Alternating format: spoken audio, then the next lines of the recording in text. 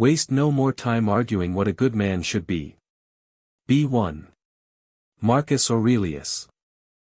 There is a moment in every man's life when he realizes something he has avoided his entire existence. A truth so cold, so absolute, that even his soul resists it. No one is coming. Not to save him. Not to make it easier. Not to fix the pieces he never had the courage to hold together himself. He looks around, and the silence isn't just in the room. It's in his bones. For years he believed the lie. That someone would come. A mentor. A father. A brother. A woman. A god. Someone who would understand him, guide him, lift him from the mud of his mind, and place him where he was always meant to be. But days turned into months. Months into years. And still, no one came. The pain grew. Not because life was cruel, but because he kept waiting. Waiting for the help he was taught to expect. Waiting for the justice he was told he deserved. What happens to a man who waits too long? He begins to rot. Not physically, but morally. Spiritually. He decays in the dark corners of resentment. He grows bitter. Passive. Small. He looks at others and sees betrayal in their success. He confuses rejection with injustice. He points outward, always outward, to explain his lack of strength. No one helped me. They never supported me. She abandoned me. They forgot me. And maybe it's all true. Maybe everyone did fail him. But that's not the point. The point is, he let that become his identity. The Stoics never promised rescue. They never taught men to wait. Seneca wrote, "It is not that life is short, but that we waste much of it." And the greatest waste is the time spent waiting for someone to do for you what you refuse to do for yourself. No one is coming. Let that echo in your bones until it becomes freedom. Because once you accept this, truly, deeply, without defense, you are free. But before that, there is collapse. When a man finally realizes that the world will not stop for his suffering, something inside him breaks. His delusion shatters. And beneath the wreckage, he sees something even more terrifying than abandonment. He never chose to act. He waited.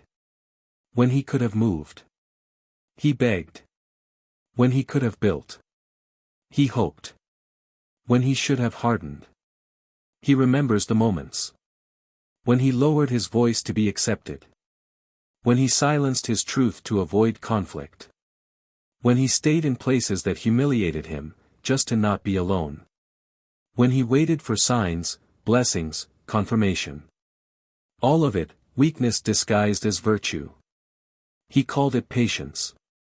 He called it love. He called it being a good man. But the truth? He was afraid. Afraid to become the answer. Because to do that, to truly become the answer, requires death. Not physical death, but the death of every lie that made him feel safe. What must die? The lie that someone owes him something. The lie that kindness guarantees love. The lie that effort will always be rewarded. The lie that a man can be saved by anyone but himself. These lies are sweet. They numb the soul. They make suffering poetic. But they also keep men soft, silent, and small. And the world has no place for small men. Not because the world is cruel. But because reality respects only what is real. And what is real? A man who acts.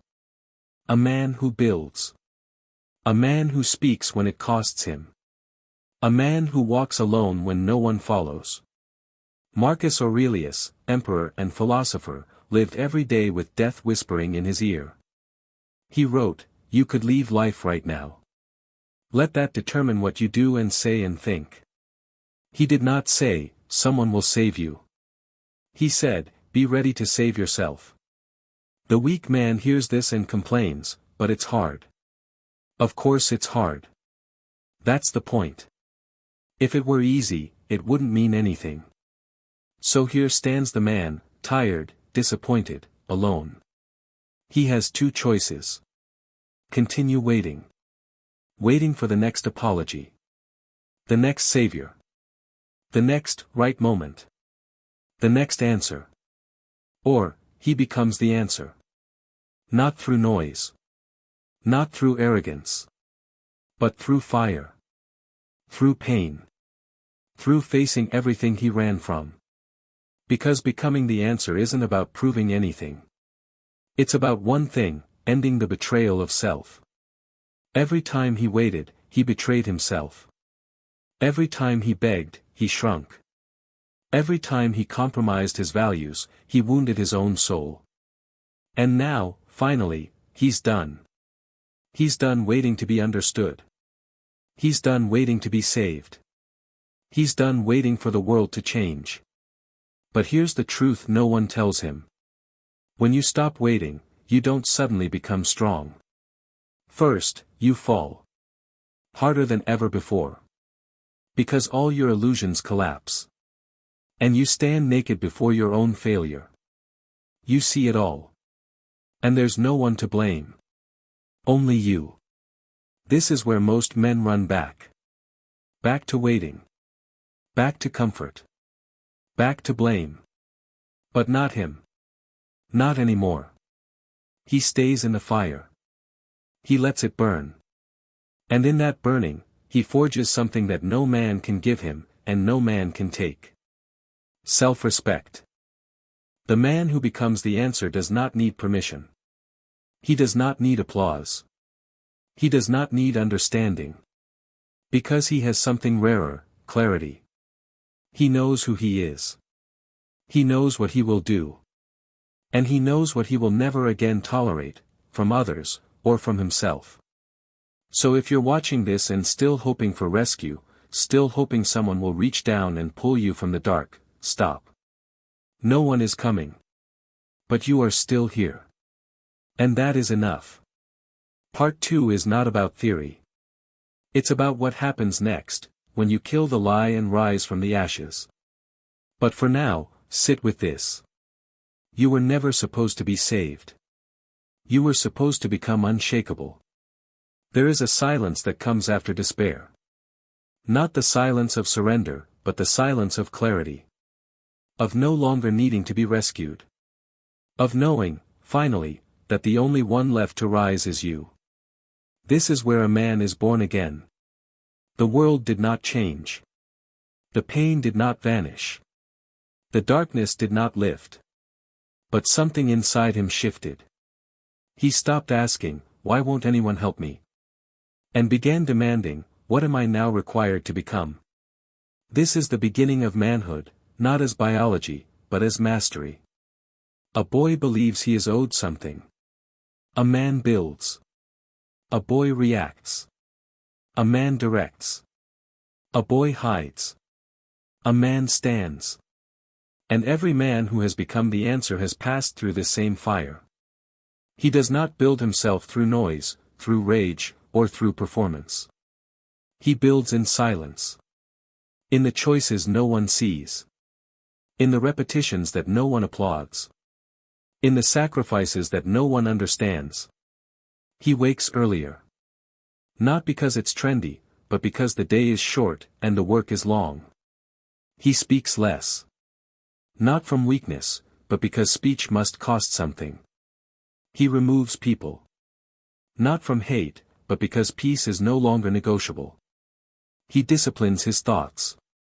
Not for control, but because clarity is sacred. Epictetus said, "Don't explain your philosophy. Embody it." The man becoming the answer no longer explains. He lives. He knows now that words are easy, opinions are cheap, and promises are cowardly when made in comfort.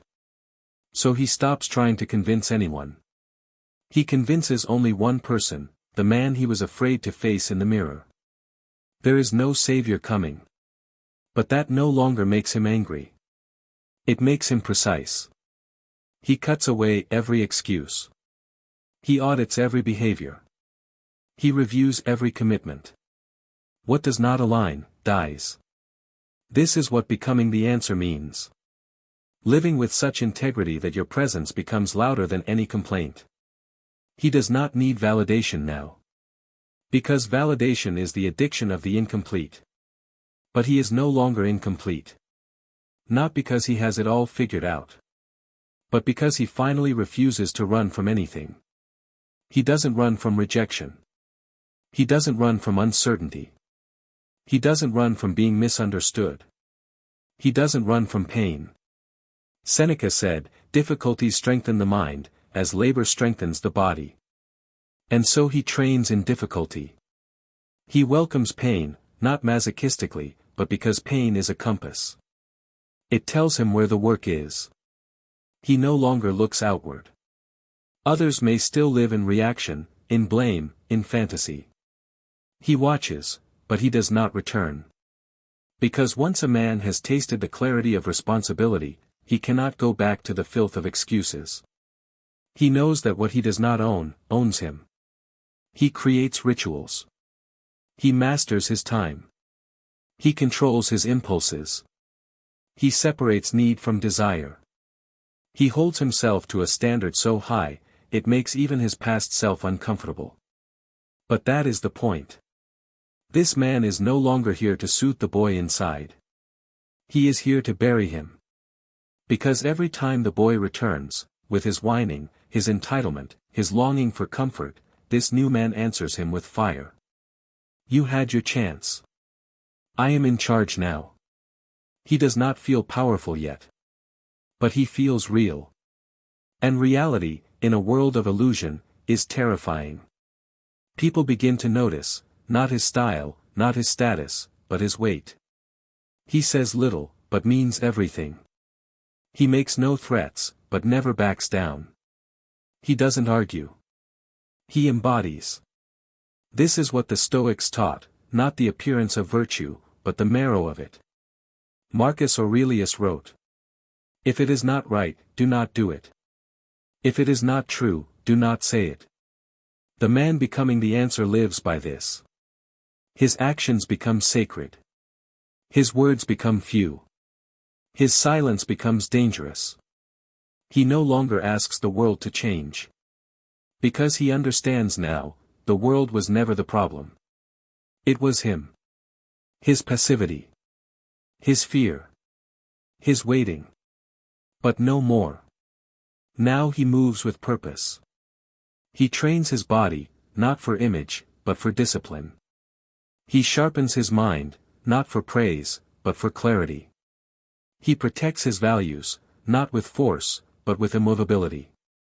He builds, slowly, quietly, like a craftsman working in the dark. This is no longer a man searching for rescue.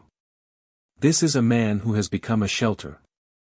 People may not understand him. That's fine. He does not need to be understood. He needs only one thing. To never again become who he once was. This is what becoming the answer means. Being your own fire. Being your own discipline. Being your own truth. Being your own protector. No applause. No audience. No savior. Only a man. And the will to never retreat again. He knows now. No one is coming. Because no one was supposed to. He was always meant to go through the fire. To face the betrayal. To suffer the collapse. To lose everything that made him soft. To bury the dream of being saved. And from that place of ashes, to rise. Not as a symbol. Not as a hero. But as a man who no longer runs from pain, from silence, or from himself. Because in the end, all the world ever needed was a man who didn't wait.